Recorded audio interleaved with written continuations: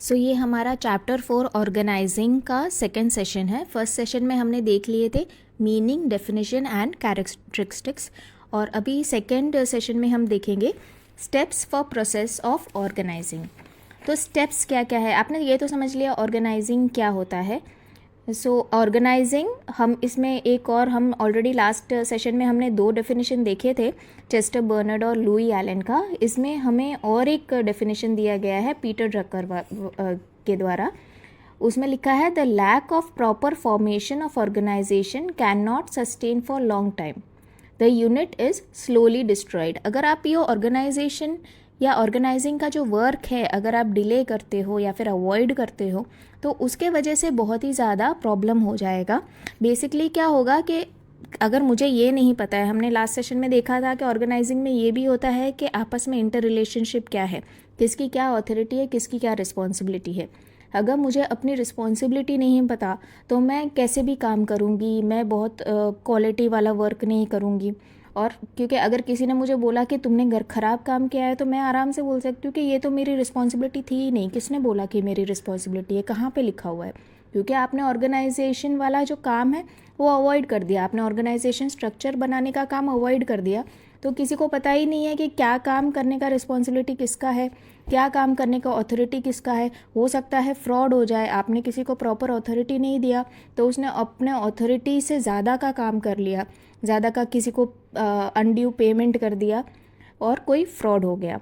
तो अगर आप ये वाला जो काम है ऑर्गेनाइजिंग का जो काम है उसको अगर अवॉइड करोगे तो आपका जो स्ट्रक्चर है वो पूरा अंदर से, आपका जो बिज़नेस है, आपकी जो कंपनी है वो अंदर से खोखली हो जाएगी, रॉट करना शुरू कर देगी, उसमें बहुत ज़्यादा वर्किंग से रिलेटेड प्रॉब्लम हो जाएगा और फिर आपका बिज़नेस ज़्यादा टाइम सस्टेन नहीं कर पाएगा। तो ऑर्गेनाइजिंग के लिए स्टेप्स क्या है, तो उसके लिए बहुत ही सिंपल ये चीज़ है कि आपका जो लुई एलन का जो डेफिनेशन है उसको आप एक बार रिकॉल करो। लुई एलन ने क्या कहा था, organizing is the process of identifying and classifying the work. तो आपका फर्स्ट स्टेप वही रहेगा कि आपको आइडेंटिफाई करना है क्या काम करना है, उसके बाद आप आइडेंटिफाई कर लो, उसके बाद उसको क्लासीफाई करना है कि कौन सा डिपार्टमेंट क्या काम करेगा। उसके बाद आपको डिफ़ाइन करना है और रिस्पॉन्सिबिलिटी एंड अथॉरिटी डेलीगेट करना है और आपस में लोगों के बीच में रिलेशनशिप इस्टेब्लिश करने हैं। तो ये जो लुई एलन का जो डेफिनेशन है वहाँ से ही आप जो स्टेप्स है ऑर्गेनाइजिंग के वो आप निकाल सकते हैं। सो सबसे पहले आपके पास आपका क्या ऑब्जेक्टिव है वो आपको क्लैरिफाई होना चाहिए। द क्लैरिफिकेशन ऑफ ऑब्जेक्टिव, आपका क्या पर्पस है बिजनेस करने का वो क्लियर होना चाहिए और उसके बेसिस पे ही आप ऑर्गेनाइजेशन स्ट्रक्चर बनाएंगे। तो जिस तरीके से हमने लास्ट सेशन में भी एक एग्जांपल देखा था कि सपोज़ अगर कोई फैक्ट्री है या फिर कोई ऐसी कंपनी है जिसके बहुत सारे ब्रांचेस है तो उसके ऑर्गेनाइजेशन स्ट्रक्चर में बहुत सारे लेवल्स होंगे। लेकिन अगर सपोज़ आपका पर्पस क्या है, आपका पर्पस ये है कि नहीं जो भी कंप्लेंट्स है या फिर जो आपके कस्टमर है उसके जो भी प्रॉब्लम्स है वो तुरंत से ही हायर लेवल पे पहुंच जाए, तो आप अगर आपका ऑब्जेक्टिव ये है कि वो कम्युनिकेशन बहुत ही ज़्यादा स्पीड में हो तो फिर आप क्या करोगे, अपने ऑर्गेनाइजेशन स्ट्रक्चर में से वो लेवल्स निकाल दोगे। आप मैक्सिमम 2 या 3 लेवल रखोगे, ये जो 6-7 लेवल्स हैं वो सारे निकाल दोगे। तो आपको पहले ये डिटरमाइन करना है कि आपका ऑब्जेक्टिव क्या है। ऑब्जेक्टिव के बेसिस पे फिर आप अपना ऑर्गेनाइजेशन स्ट्रक्चर में अलग अलग क्वेश्चंस है कि भाई कितने लेवल रहेंगे, कितने डिपार्टमेंट रहेंगे, कितने हेड ऑफ डिपार्टमेंट्स रहेंगे, वो सब डिसाइड करोगे। अगर आपका जो बिज़नेस है वो किस तरीके का है, आपके बिज़नेस में क्या आपकी एक मैन्युफैक्चरिंग बिज़नेस है तो आपकी जो फैक्ट्री है, फैक्ट्री में आपका जो पूरा स्ट्रक्चर है ऑर्गेनाइजेशन स्ट्रक्चर वो थोड़ा ज़्यादा बड़ा रहेगा। लेकिन अगर आपकी कंपनी के लिए सेल्स ज़्यादा इम्पॉर्टेंट है, मार्केटिंग ज़्यादा इम्पॉर्टेंट है, अगर आप कोई ऐसा प्रोडक्ट लेके आए हो जो कि बहुत ही नया है, यूनिक है, या फिर ऐसा भी हो सकता है कोई ऐसा प्रोडक्ट लेके आए हो जिसमें बहुत ज़्यादा कंपटीशन है, तो आपको अपना ब्रांडिंग करना है, तो उसके वजह से आपका जो मार्केटिंग डिपार्टमेंट होगा वो ज़्यादा इम्पॉर्टेंट रहेगा।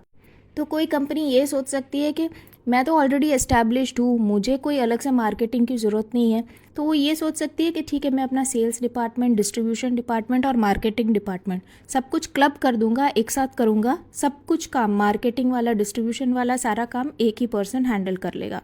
लेकिन अगर मुझे लगता है कि नहीं, मेरी तो अभी ब्रांडिंग ही नहीं हुई है, मुझे तो अभी अवेयरनेस फैलाना पड़ेगा, तो मैं मार्केटिंग के लिए एक अलग HOD क्रिएट करूँगा और डिस्ट्रीब्यूशन के लिए एक अलग HOD क्रिएट करूँगा। अभी सपोज़ जैसे बहुत सारे जो यूनिट्स है, जैसे कि आप बोल सकते हो ज़ोमैटो है, ज़ोमैटो के लिए डिस्ट्रीब्यूशन एक बड़ा जो मेन डिपार्टमेंट रहेगा, मार्केटिंग एक मेन डिपार्टमेंट रहेगा, लेकिन वो खुद का तो कुछ मैन्युफैक्चरिंग कर ही नहीं रहा है ना, तो वहाँ पे मैन्युफैक्चरिंग डिपार्टमेंट या एक प्रोडक्शन डिपार्टमेंट, परचेज डिपार्टमेंट, ये सब डिपार्टमेंट्स तो रहेंगे ही नहीं। तो आपको डिसाइड करना है आपका ऑब्जेक्टिव क्या है, आपका बिजनेस किस टाइप का है, उस हिसाब से आप फिर अपना ऑर्गेनाइजेशन स्ट्रक्चर डिसाइड करेंगे। Before formation of organization structure, it is necessary to have clearly defined goals and understand your goals. Main goals and sub-goals should be properly interpreted on which the organization is formed. आपको main goal तो पता होना चाहिए, उसके साथ सब गोल भी पता होना चाहिए कि आपको क्या है आपका सब गोल। आपको कम्युनिकेशन जल्दी करना है या फिर आपको इनोवेशन जल्दी करना है, क्या है आपका सब गोल। नेक्स्ट है list of function.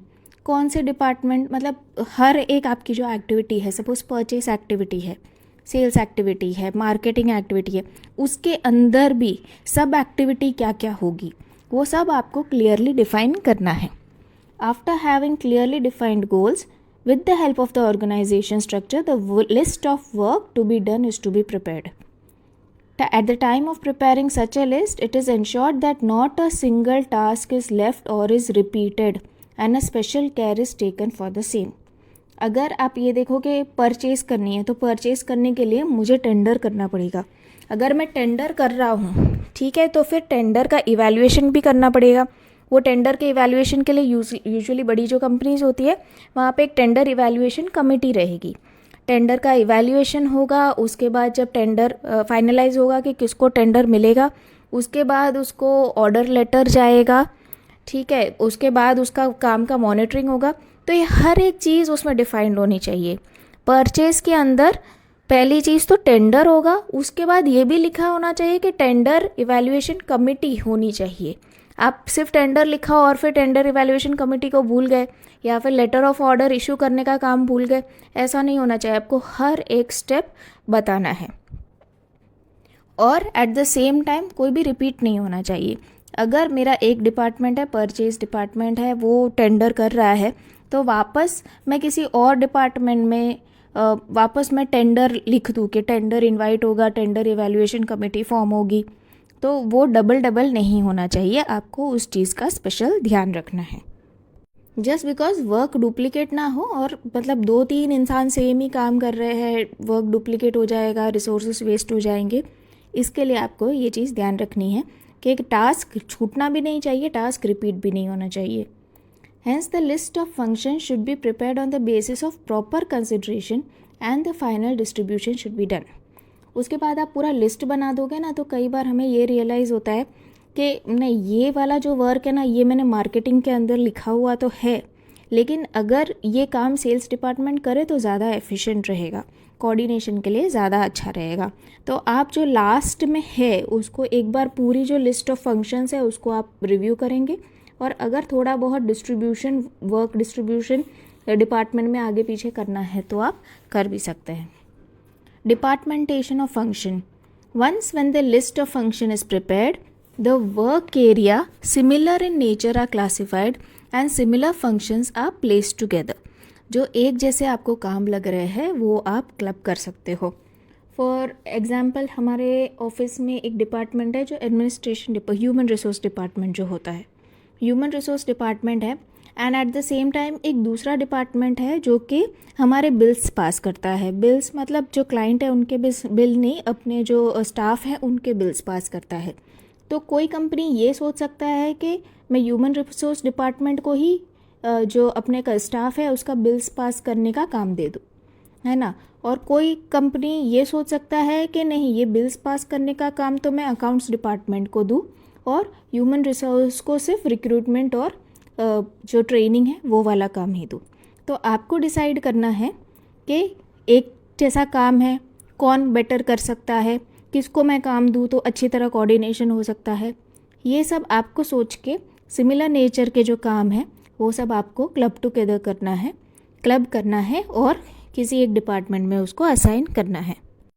So work is divided as per purchase area, sales area, accounts area, etc. And then work division and specialization is planned. पहले आप सारे वर्क को डिवाइड कर लीजिए, उसके बाद आप वर्क को डिवाइड कीजिए. स्पेशलाइजेशन, कौन क्या काम करेगा वो सब आप देखेंगे. डिवीजन में और भी क्या क्या चीज़ें, आप जब वर्क डिवाइड कर रहे हैं तो और भी क्या क्या कंसिडरेशन होगी. आपको देखना है नेचर ऑफ यूनिट क्या है, कौन से जोग्राफिकल एरिया में है, कौन से वर्क एरिया में है, ये सब देखना है. अगर मैं बोलूँ, अगर मेरे पास 5 ब्रांचेस है, सपोज़ कैलकाटा में, दिल्ली में, बॉम्बे में, अहमदाबाद में, ऐसे 4-5 ब्रांचेस है, और मैं बोलूँ कि नहीं, ये सभी जो स्टाफ है 5 ब्रांचेस में, उसका कोऑर्डिनेशन बॉम्बे ऑफिस से ही होगा. ये सुनने में तो अच्छा लगता है कि भाई ठीक है, सभी लोगों का एक ही जगह पे कोऑर्डिनेशन है, सभी लोगों का डेटा एक ही जगह पे है, पर उसका प्रैक्टिकली प्रॉब्लम ये हो सकता है कि स्टाफ को अगर कुछ भी डाउट है, अपने सैलरी से रिलेटेड डाउट है या फिर अपनी इवन छुट्टी से रिलेटेड कोई भी डाउट है, तो उसको बॉम्बे ऑफिस में फ़ोन करना पड़ेगा. या फिर तो आपको ये भी देखना पड़ेगा कि जोग्राफिकल एरिया के बेसिस पे भी क्या आपने जो वर्क डिवीज़न किया है वो प्रैक्टिकल है कि नहीं है. For example, the division of business unit selling product in entire country. अगर कोई कंपनी है जो पूरे कंट्री में काम कर रही है, तो zone wise division of selling as पर south, east, west, north zone. तो आप जो काम है, आपका जो मार्केटिंग का काम है, डिस्ट्रीब्यूशन का काम है, उसको जोनल लेवल पे आप ऑफिसेस क्रिएट कर सकते हो. South, east, west, north zonal office बना सकते हो, और हर एक जोनल ऑफिस में मार्केटिंग हो सकता है और डिस्ट्रीब्यूशन ऑफिस हो सकती है. हो सकता है जो प्रोडक्शन डिपार्टमेंट है, क्योंकि आपकी फैक्ट्री तो सभी जोन में नहीं होगी, फैक्ट्री हो सकता है एक ही जगह पे हो, वो पुणे में होगी, नॉर्थ ईस्ट में होगी, कहीं एक ही जगह पे फैक्ट्री होगी, लेकिन वो फैक्ट्री से सामान हर एक जोन ऑफिस में जाएगा और फिर वहाँ से डिस्ट्रीब्यूट होगा. तो इस तरीके से आप अपना जो बिज़नेस नीड है, आपका बिज़नेस लोकेशन है, उसके बेसिस पे आप डिस्ट्रीब्यूशन फंक्शंस के जो एक्टिविटीज़ के डिस्ट्रीब्यूशन करेंगे. To determine departmental position and ability. So once the work is departmentalized properly, the task to have proper person, अभी आप person को देख रहे हो कि कौन सा person क्या काम कर सकता है. The task to have proper person to handle the responsibility are created as per position and abilities. तो आपको देखना है कौन से person को आप क्या responsibility दे सकते हो, और आप कैसे decide करोगे किसको क्या responsibility देनी है. वो आपको उसके पर्सन का पोजीशन देखना है और उसका एबिलिटी देखना है. अगर एक क्लर्क है तो क्लर्क का पोजीशन क्या है. क्लर्क हो सकता है सबसे लोअर लेवल पे है आपके ऑर्गेनाइजेशन में, तो उसको आप कोई मॉनेटरी रिस्पॉन्सिबिलिटी नहीं दोगे, मतलब चेक में साइन करने का रिस्पॉन्सिबिलिटी आप उसको नहीं दोगे. तो अगर उसके पास चेक पे साइन करने का रिस्पॉन्सिबिलिटी नहीं है, तो जब मैं अगर एक क्लर्क को रिक्रूट कर रही हूँ तो उसके लिए मुझे बहुत ज़्यादा एजुकेशन क्वालिफिकेशन की ज़रूरत भी नहीं है. वो हो सकता है एक नॉर्मल जो फ्रेशर ग्रेजुएट हो या फिर इवन फ्रेशर अंडर ग्रेजुएट हो, तो भी वो मेरे क्लर्क का काम कर सकता है. बिकॉज उसको क्या करना है, सिर्फ या तो सिर्फ कुछ टाइपिंग का वर्क है, या कोई लेटर्स इशू करने हैं, या फिर उसको कोई बिल्स बनाने हैं जो कि आगे जाके भी चेक होने वाले हैं. उसके ऊपर कोई मेजर रिस्पॉन्सिबिलिटी नहीं है. तो उसके बेसिस पे आप उसका एजुकेशन क्वालिफिकेशन डिसाइड करोगे. एजुकेशन क्वालिफिकेशन के बेसिस में ऑटोमेटिकली उसका एबिलिटी भी डिसाइड हो जाएगा. अभी उससे अगर हायर लेवल का है, जिसको मैं पूरा रिस्पॉन्सिबिलिटी दे रही हूँ कि पूरे जो ऑफिस है उसका फाइनेंशियल प्लानिंग तुम करो, तो अगर ये रिस्पॉन्सिबिलिटी है कि तुम करो फाइनेंशियल प्लानिंग, तो उसमें क्या एबिलिटी होनी चाहिए. तो फिर वो बहुत ही ज़्यादा हाईली एजुकेटेड होना चाहिए, हाईली एक्सपीरियंस्ड होना चाहिए. तो ही वो एबिलिटी होगा ना, तो ही वो सब फाइनेंशियल प्लानिंग कर पाएगा. तो उसके लिए मुझे कोई या तो CA लेना पड़ेगा या फिर कोई अच्छा एजुकेटेड इंसान लेना पड़ेगा. और उस पर अगर इतना ज़्यादा रिस्पॉन्सिबिलिटी है तो उसको पोजीशन भी मुझे एक हाई पोजीशन देनी पड़ेगी. मुझे उसको चीफ फाइनेंशियल एडवाइज़र या समथिंग हायर पोजीशन पे बिठाना पड़ेगा, उसको हायर सैलरी भी देनी पड़ेगी. For example, sales officer for sales department, at the same time the sub post और category as per the person to be appointed. तो आप जैसे देखो सेल्स डिपार्टमेंट है तो सेल्स ऑफिसर रहेगा.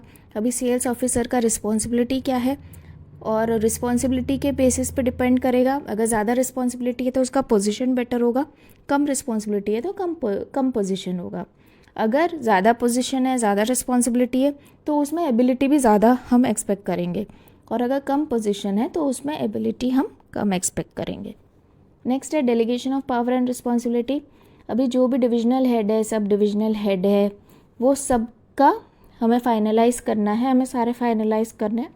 कौन हेड रहेगा, कौन सब डिविजनल हेड रहेगा, उसके क्या पोजीशन है, उसकी क्या एबिलिटीज़ है, और उसके बेसिस पे हम उनको, पहले तो हमने उनको रिस्पॉन्सिबिलिटी दी थी, अभी हम उनको पावर भी देंगे so that they can perform their work well. In addition to that clarification should be done of each person's post.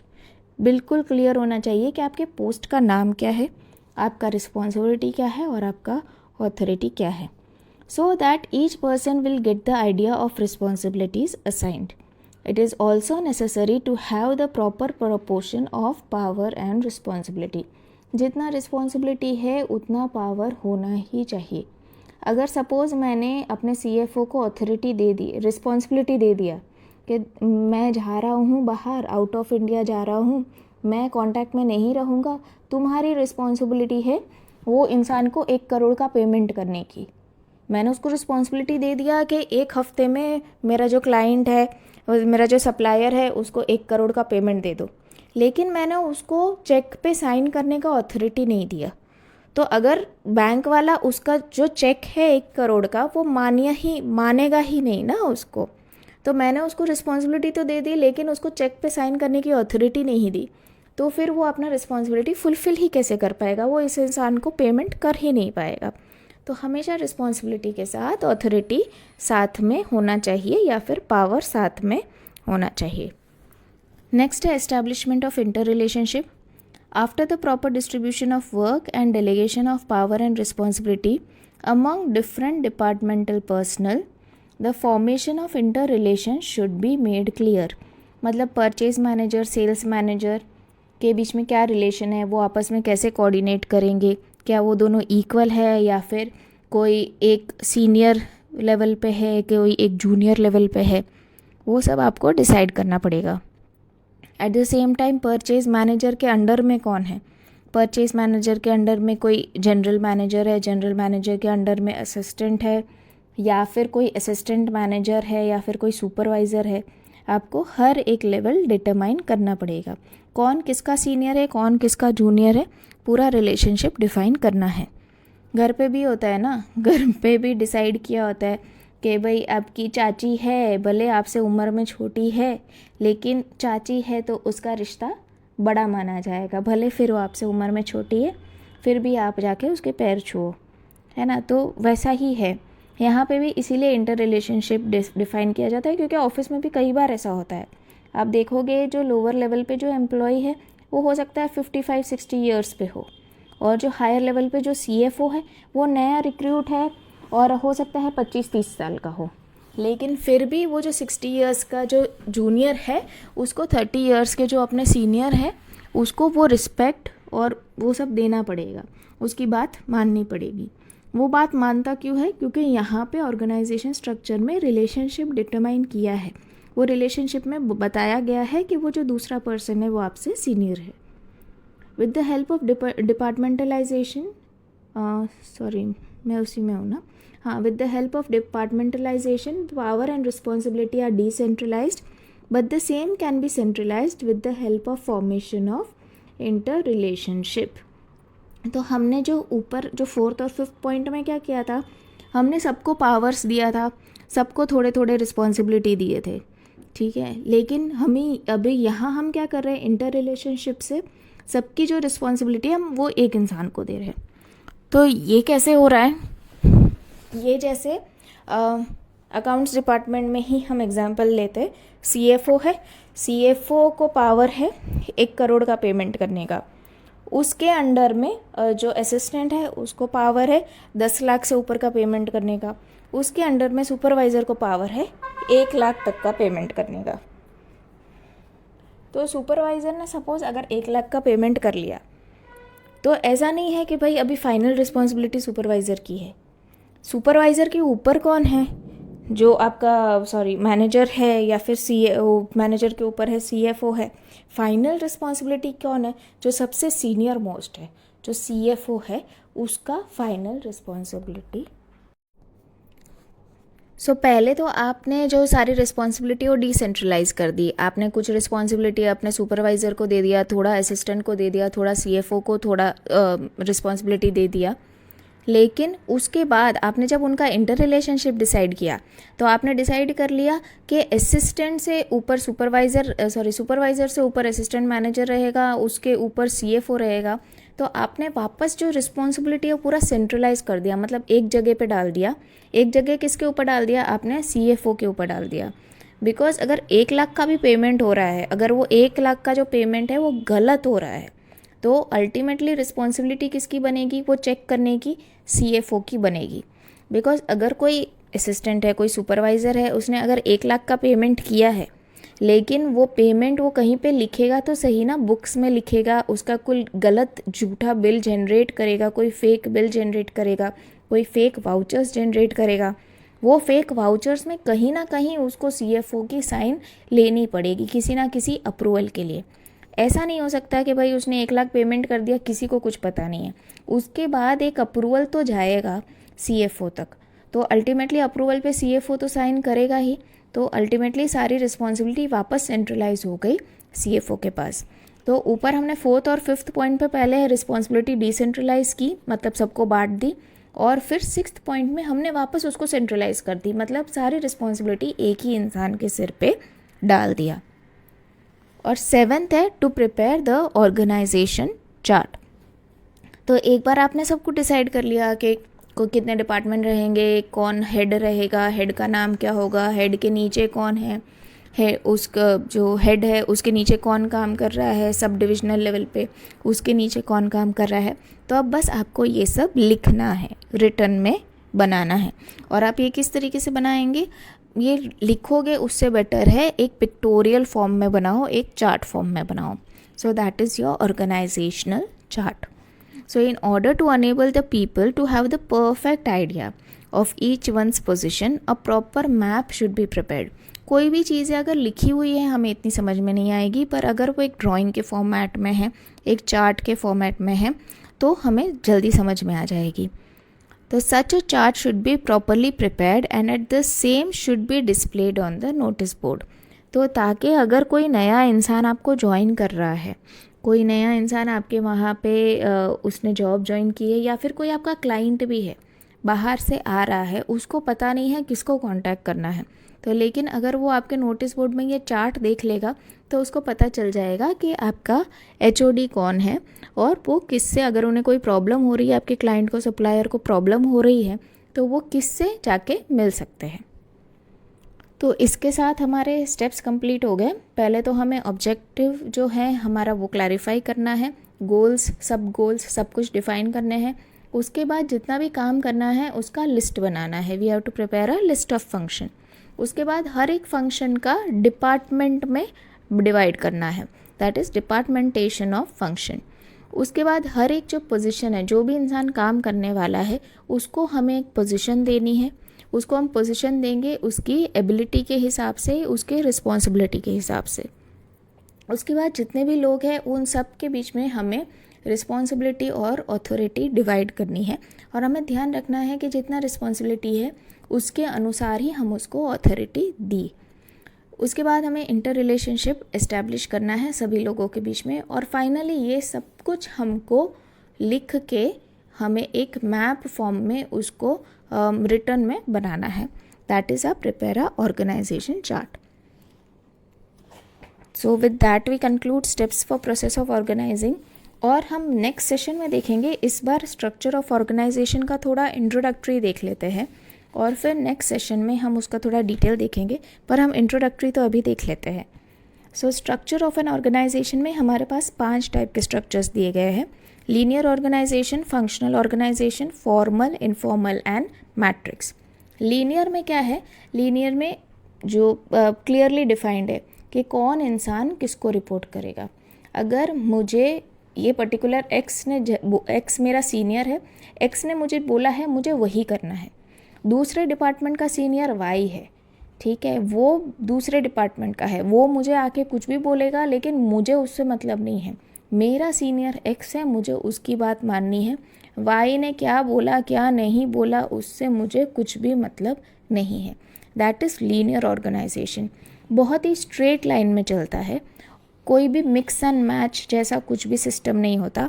आप जैसे फंक्शनल ऑर्गेनाइजेशन में देखोगे थोड़े मिक्स मैच है, मतलब एक ही इंसान को दो लोग ऑर्डर दे रहे। पर लीनियर ऑर्गेनाइजेशन में क्या है, एक इंसान जो एक्स है वो हमेशा वाई, जो वाई है वो हमेशा एक्स से ही ऑर्डर लेगा, ठीक है, और जो जेड है वो हमेशा वाई से ऑर्डर लेगा। वाई सिर्फ जेड को ऑर्डर दे सकता है, वो किसी और को ऑर्डर नहीं दे सकता है। वाई जेड को ऑर्डर दे सकता है और वाई एक्स से ऑर्डर लेगा और किसी से ऑर्डर नहीं लेगा। तो सबको क्लियरली पता है कि मुझे किसके पास से ऑर्डर लेना है और मुझे किसको ऑर्डर देना है। तो यहाँ जो एग्जांपल है उसमें 2-3 डिपार्टमेंट दिए हुए हैं। प्रोडक्शन डिपार्टमेंट है तो उसके नीचे 2 एम्प्लॉयज़ है।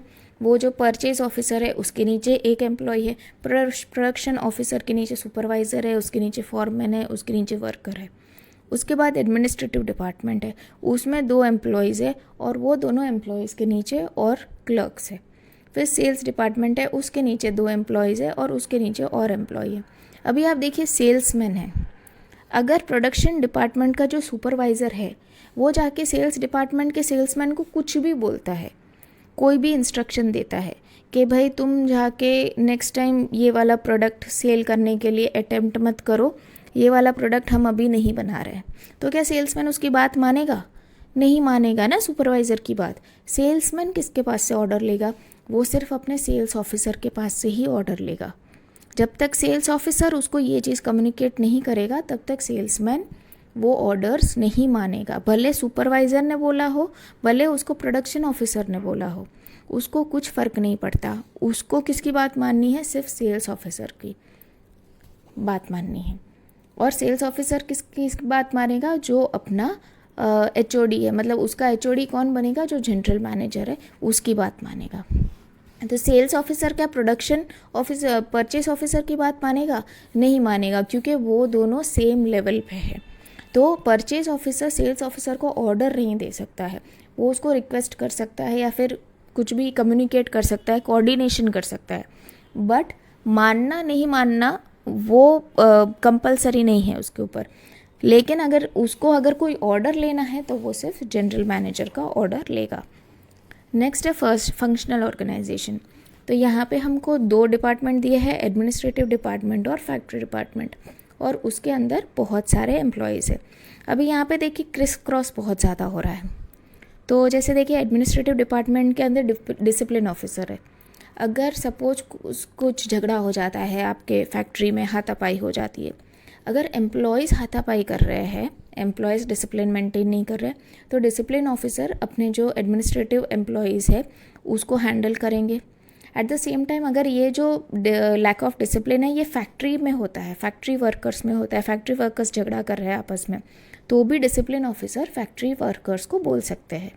तो ऐसा नहीं है कि सिर्फ फैक्ट्री का मैनेजर फैक्ट्री वर्कर्स को बोलेगा, ऐसा नहीं है। डिसिप्लिन ऑफिसर का भी काम है कि फैक्ट्री वर्कर्स को बोले, ठीक है। गाइडेंस ऑफिसर है या फिर ट्रेनिंग ऑफिसर है, ट्रेनिंग ऑफिसर अब एम्प्लॉयज़ को भी बोलेगा और जो फैक्ट्री में वर्कर्स है उसको भी बोलेगा। अकाउंट्स ऑफिसर है, अकाउंट्स ऑफिसर का काम क्या होगा? सैलरी देना है, वेजेस देना है, कोई और बिल पास करना है, तो वो अपने एम्प्लॉयज़ को भी सैलरी देगा। जो एडमिनिस्ट्रेटिव ऑफिस है, एडमिनिस्ट्रेटिव ऑफिस में हो सकता है मार्केटिंग, सेल्स, सारे एम्प्लॉयज़ हो, उन सब को भी वो सैलरी देगा, और फैक्ट्री वर्कर के जो वेजेस और सैलरी है वो भी वो हैंडल करेगा। सिमिलरली फैक्ट्री डिपार्टमेंट के आप एम्प्लॉयज़ देख लीजिए। अगर क्वालिटी कंट्रोल ऑफिसर हो, क्वालिटी कंट्रोल ऑफिसर ऑब्वियसली अपने फैक्ट्री वर्कर्स किस तरीके से काम कर रहे हैं वो देखेंगे। साथ में ही अगर उसको कोई चीज़ की रिक्वायरमेंट है, अगर सपोज़ कोई चीज़ ऐसी परचेज़ की गई है जिसका क्वालिटी अच्छा नहीं है और टेंडर में कुछ गड़बड़ी हुई है, तो वो जाके जो एडमिनिस्ट्रेटिव डिपार्टमेंट के एम्प्लॉयज़ को भी इंस्ट्रक्शन दे सकते हैं। मेंटेनेंस इंजीनियर है, वो अपने फैक्ट्री वर्कर्स को तो इन्फॉर्म करेगा। मेंटेनेंस इंजीनियर जो है वो जाके एम्प्लॉयज़ को भी बोल सकता है कि देखो इस टाइम से इस टाइम तक 5 बजे से 8 बजे तक मेंटेनेंस होने वाला है बिल्डिंग का, तो आप लोग यहाँ से जाना पड़ेगा आपको, यहाँ पे कोई अवेलेबल नहीं रह सकते, यहाँ पे आप कोई काम नहीं कर सकते। तो वो इंस्ट्रक्शन वो एम्प्लॉयज़ को भी दे सकता है। या फिर अगर मेंटेनेंस इंजीनियर को अपने मेंटेनेंस से रिलेटेड कोई प्रोडक्ट्स मंगवाना है, कोई सामान मंगवाना है, तो भी वो एम्प्लॉयज़ को इंस्ट्रक्ट कर सकता है कि मुझे इन सारे सामान की ज़रूरत है मेंटेनेंस का काम करने के लिए। तो आपस में क्रिस क्रॉस होता है। तो यहाँ पे क्या होता है, एक जो जूनियर है वो 2-3 सीनियर के पास से इंस्ट्रक्शंस लेते हैं। वो सिर्फ एक ही सीनियर के पास से इंस्ट्रक्शन नहीं लेगा, जैसे लीनियर में हुआ था, एक इंसान का सिर्फ एक ही सीनियर है, पर फंक्शनल में कैसा है, एक इंसान 2 या 3 लोगों को जवाब दे रहा है। नेक्स्ट है formal organization. Formal organization means ये सब लिखित में है, लिखा हुआ है कि कौन से इंसान का क्या पावर है, क्या रिस्पॉन्सिबिलिटी है, एकदम फॉर्मली सब कुछ डिफाइंड है। और इनफॉर्मल ऑर्गेनाइजेशन में क्या है कि आपके जो इंटरनल रिलेशनशिप है उसके बेसिस पे आपने डिसाइड कर लिया है कि मुझे इस इंसान की बात माननी है और मुझे वो दूसरे इंसान की बात नहीं माननी है। ठीक है, ये कहीं लिखा हुआ नहीं है, ये बस मेरे जो इंटरनल पर्सनल रिलेशन है, मेरे जो पर्सनल फीलिंग है, उसके बेसिस पे हो गया। फॉर्मल और इनफॉर्मल का आपका क्लास में एक एग्जांपल हो सकता है कि कभी कभी ऐसा हो जाता है ना, टीचर ने एक मॉनिटर अपॉइंट कर ली, लेकिन वो मॉनिटर बहुत घमंडी है, क्लास में किसी बच्चों को वो मॉनिटर पसंद नहीं है। अभी फॉर्मली क्या है कि वो मॉनिटर के पास पावर्स है, वो मॉनिटर के पास रिस्पॉन्सिबिलिटी है, वो सब डिफ़ाइन किया हुआ है, लेकिन किसी बच्चे को पसंद ही नहीं है वो मॉनिटर, तो कोई भी उसकी बात नहीं मान रहा। सभी बच्चों को एक दूसरी क्लास की वो हाउस कैप्टन पसंद है, तो सब लोग उसकी बात मान रहे हैं। तो फॉर्मली तो ये है कि मॉनिटर के पास पावर और रिस्पॉन्सिबिलिटी है, मतलब मॉनिटर के पास पावर है, लेकिन इनफॉर्मली क्या हो रहा है, सब लोगों ने अपने रिलेशन के वजह से सारी पावर वो जो हाउस कैप्टन है उसको दे दी है, सब लोग सिर्फ उसकी बात मानेंगे। मॉनिटर जब चुप रहने को बोलेगी तो कोई चुप नहीं रहेगा, हाउस कैप्टन आके चुप रहने को बोलेंगे तो सब लोग चुप हो जाएंगे। तो ये है फॉर्मल एंड इनफॉर्मल। फॉर्मल जो दूसरा आपको बोलता है, इनफॉर्मल जो आप अपने फीलिंग के वजह से कर रहे हो। और फिर फाइनली है मैट्रिक्स ऑर्गेनाइजेशन। मैट्रिक्स ऑर्गेनाइजेशन वो कंपनीज़ में यूज़ होता है जहाँ पे प्रोजेक्ट्स होते हैं, मल्टीपल प्रोजेक्ट्स होते हैं। जैसे आप कोई इंटीरियर डिज़ाइनिंग का कोई कंपनी देख लीजिए, एक इंटीरियर डिज़ाइनिंग का जो कंपनी है उसके पास हो सकता है कि उसके पास 10 आर्किटेक्ट हो, 10 इंटीरियर डिज़ाइन, मतलब जो कोई भी बिल्डिंग का रिलेटेड कोई कंसल्टेंसी अगर सपोज़ कर रहा है, उसके पास 10 आर्किटेक्ट हो गए, 10 इंजीनियर्स हो गए, 10 इंटीरियर डिज़ाइनर्स हो गए। ठीक है, तो ये लोग क्या बनेंगे, टीम बनाएंगे। उनको कोई भी प्रोजेक्ट मिला, अगर कोई एक बिल्डर आके उनको बोलता है कि हमारे बिल्डिंग से रिलेटेड काम है, परमिशन लेना है, ये वो सब करना है, पूरा डिज़ाइन करना है, तो तब वो एक टीम बनाएंगे। वो टीम में होगा इंजीनियर ए, आर्किटेक्ट ए, इंटीरियर डिज़ाइनर ए। उसके बाद दूसरा उनको प्रोजेक्ट मिला, दूसरा बिल्डर आके दूसरा प्रोजेक्ट लेके आया, तो उसमें नया टीम बनाएगा, इंजीनियर भी, आर्किटेक्ट भी, इंटीरियर डिज़ाइनर भी। उसके बाद तीसरा प्रोजेक्ट आया, तो तीसरे प्रोजेक्ट में क्या होगा, वो कुछ स्पेसिफिकेशन बताएगा कि देखो मेरी जो बिल्डिंग है वो ग्रीन बिल्डिंग बनानी है, कंप्लायंस करना है, मुझे रेन वाटर हार्वेस्टिंग करनी है। तो जो कंपनी वाला है वो ये सोचेगा कि ये rain water harvesting, green building, ये सब एक्सपीरियंस तो इंजीनियर ए के पास है। तो फिर वो क्या करेगा कि ये टीम में इंजीनियर ए को डालेगा। फिर वो सोचेगा कि ऐसा इंटीरियर डिज़ाइनिंग का एक्सपीरियंस तो इंटीरियर डिज़ाइनर बी के पास है, तो वो इंटीरियर डिज़ाइनर बी डालेगा थर्ड टीम में। इस तरीके से वो मैच करता रहता है। फिर उसको लगता है कि नहीं, आर्किटेक्ट सी जो है वो तो छुट्टी पे जा रहा है, तो मैं इसमें आर्किटेक्ट डी को डाल देता हूँ, तो वो आर्किटेक्ट डी को डाल देगा। तो हर एक अलग अलग टीम में, हर एक प्रोजेक्ट में जो टीम है वो चेंज होती रहती है। तो ये है मैट्रिक्स ऑर्गेनाइजेशन। जैसे हम जब ऑडिट पे जाते हैं, हमारी जो कंपनी है ऑडिट पे जाती है, तो हम जब ऑडिट पे जाते हैं तो एक इंसान तो ऑडिट कर नहीं सकता, तो हमारी यूजुअली 4 लोगों की, 5 लोगों की टीम जाती है। तो हमारी टीम भी ऐसी होती है। हम गए एक कंपनी में ऑडिट करने के लिए, 4 लोग गए ऑडिट करने के लिए बैठे हैं। अभी उसमें हो सकता है एक पर्सन को अचानक से इमरजेंसी हो गया घर पे कोई भी, और उसको छुट्टी पे जाना पड़ रहा है, तो वो इंसान चला जाएगा, थोड़ा ऑडिट करेगा, फिर चला जाएगा। तो फिर हमारे पास तो मैन पावर की कमी हो गई ना, तो फिर ऑफिस उसके जगह पे कोई और मैन पावर बदल देगा हमें, तो हमारा टीम का फॉर्मेशन चेंज हो गया। उसके बाद ये ऑडिट हमने कंप्लीट कर लिया, फिर हम नेक्स्ट ऑडिट में गए। नेक्स्ट ऑडिट हो सकता है कि बहुत दूर हो, कहीं पे सपोज़ चेन्नई में है या फिर कलकत्ता में कहीं पे ऑडिट चल रहा है, तो फिर एक दो इंसान बोलेंगे कि नहीं यार कलकत्ता जाना मेरे लिए अभी पॉसिबल नहीं है, मुझे थोड़ा फैमिली रिस्पॉन्सिबिलिटी है, मुझे थोड़ा छुट्टी चाहिए, ये वो। तो जो 3 लोग जाने को तैयार है वो तीनों को भेजेंगे और 2 लोग फिर नया डालेंगे, तो फिर नए टीम बन गए। तो आप सब लोग सेम ही कंपनी में काम कर रहे हो, लेकिन प्रोजेक्ट के हिसाब से आपका टीम चेंज होता जा रहा है। Okay, so that is a matrix organisation.